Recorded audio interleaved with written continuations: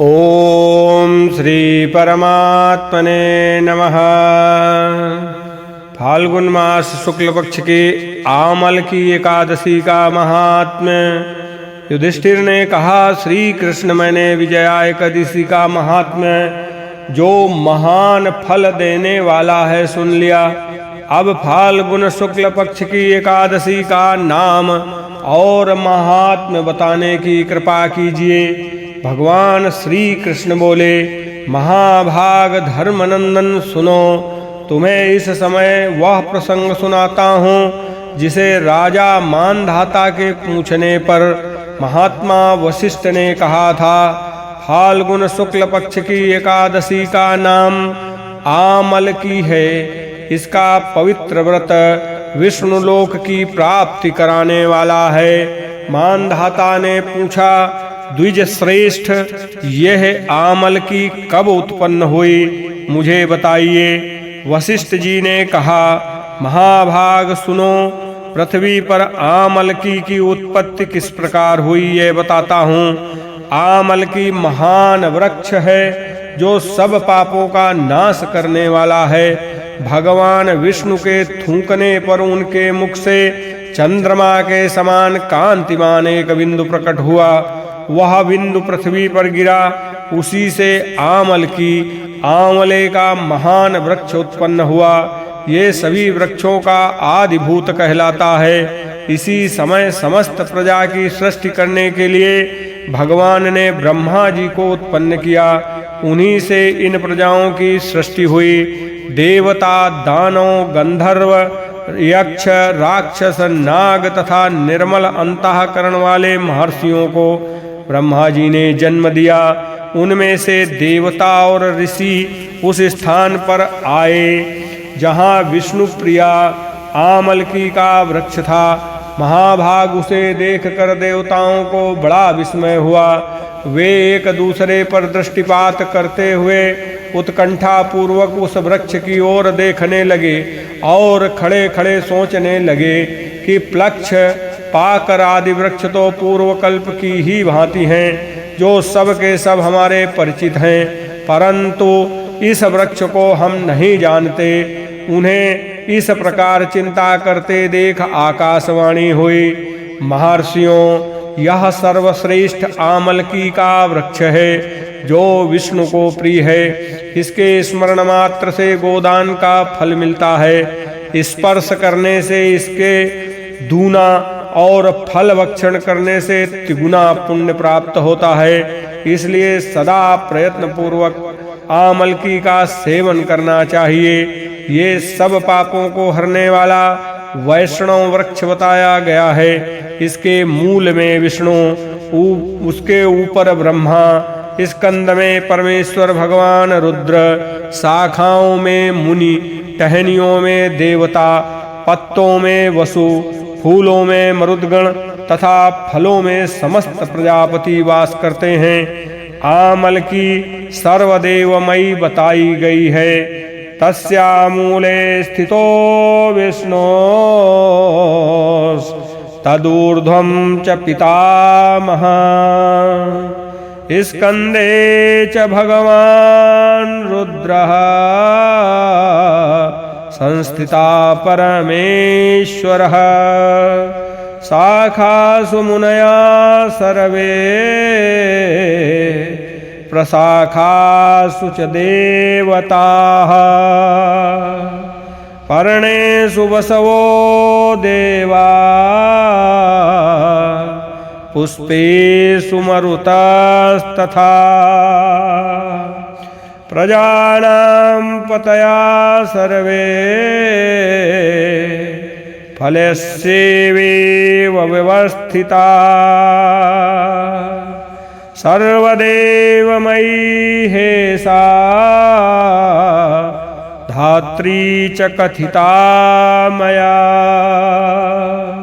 अतः विष्णु भक्त पुरुषों के लिए ये परम पूज्य है। ऋषि बोले, अव्यक्त रूप स्वरूप से बोलने वाले महापुरुष, हम लोग आपको क्या समझें? आप कौन हैं? देवता हैं या कोई और? हमें ठीक ठीक बताइए। आकाशवाणी हुई, जो संपूर्ण भूतों के कर्ता और समस्त भुवनों के सृष्टा हैं, जिन्हें विद्वान पुरुष भी कठिनता से देख पाते हैं, वही सनातन विष्णुमय हूँ।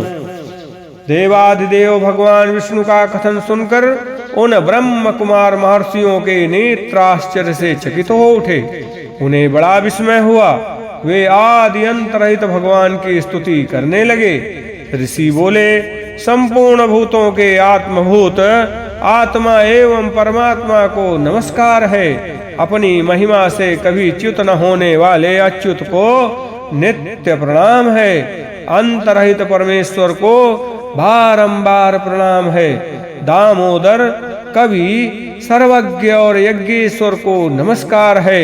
मायापते आपको प्रणाम है। आप विश्व के स्वामी हैं, आपको नमस्कार है।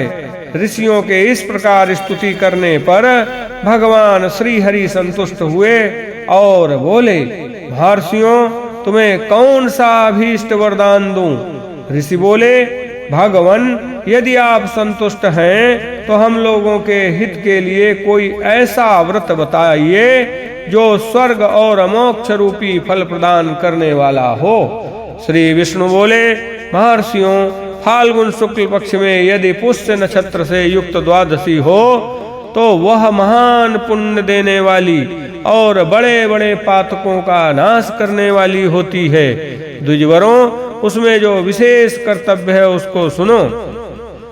आमल की एकादशी में आंवले के वृक्ष के पास जाकर वहां रात्रि में जागरण करना चाहिए। इससे मनुष्य सब पापों से छूट जाता है और सहस्त्र गोदानों का फल प्राप्त करता है। विप्रगण, यह व्रतों में उत्तम व्रत है जिसे मैंने तुम लोगों को बताया है।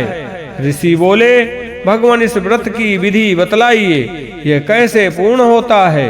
इसके देवता, नमस्कार और मंत्र कौन से बताए गए हैं? उस समय स्नान और दान कैसे किया जाता है? पूजन की कौन सी विधि है तथा उसके लिए मंत्र क्या हैं? इन सब बातों का यथार्थ रूप से वर्णन कीजिए। भगवान विष्णु ने कहा, द्विजवरों, इस व्रत की जो उत्तम विधि है उसको श्रवण करो।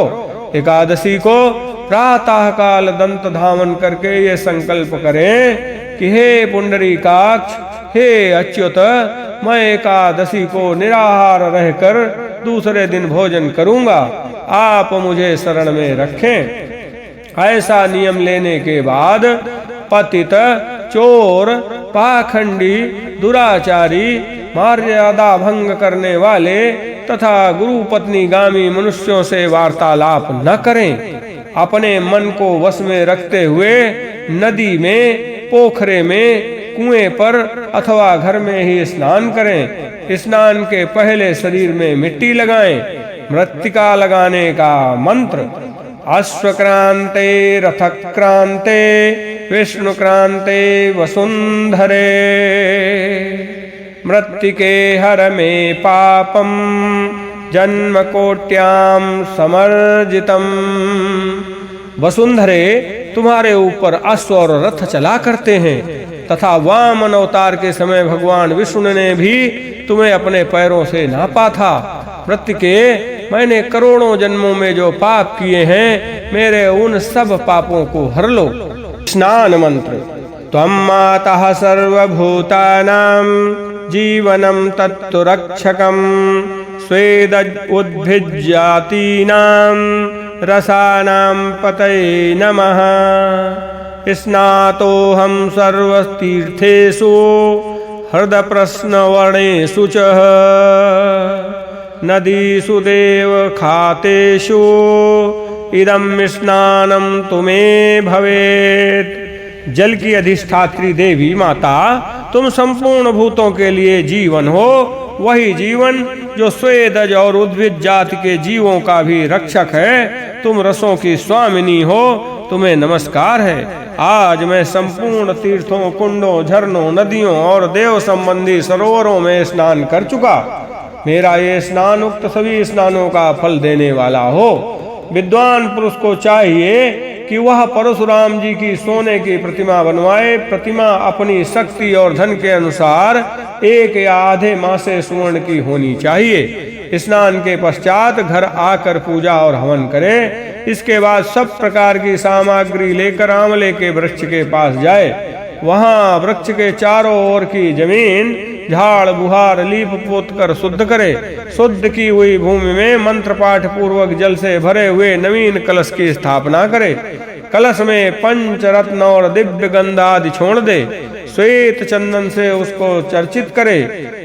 कंठ में फूल की माला पहनाए। सब प्रकार के धूप की सुगंध फैलाए। जलते हुए दीपकों की श्रेणी में सजाकर रखे।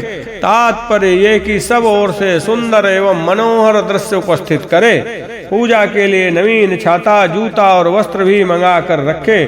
कलश के ऊपर एक पात्र रखकर उसे दिव्य लाजों खीलों से भर दे। फिर उसके ऊपर सुवर्ण में परशुराम जी की स्थापना करे।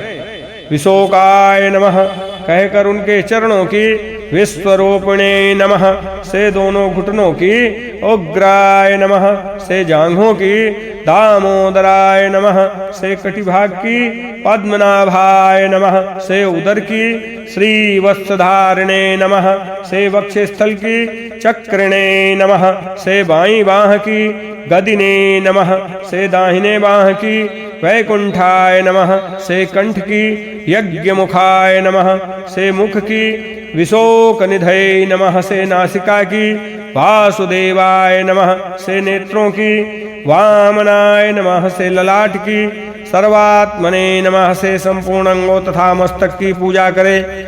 ये ही पूजा के मंत्र हैं।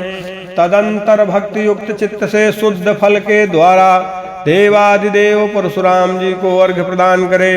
अर्घ्य का मंत्र इस प्रकार है। नमस्ते देव देवेश जामदग्न्य नमोस्तुते ग्रहाण अर्घम इमं दत्तम आमलक्यायुतम हरे। देव देवेश्वर जमदग्नि नंदन श्री विष्णु स्वरूप परशुराम जी आपको नमस्कार है, नमस्कार है। आंवले के फल के साथ दिया हुआ मेरा ये अर्घ्य ग्रहण कीजिए। तदंतर भक्ति युक्त चित्त से जागरण करे। नृत्य संगीत वाद्य धार्मिक उपाख्यान तथा विष्णु संबंधी कथा वार्ता आदि के द्वारा वो रात्रि व्यतीत करे। उसके बाद भगवान विष्णु के नाम ले लेकर आमल की वृक्ष की परिक्रमा 108 या 28 बार करे। फिर सवेरा होने पर श्री हरि की आरती करे।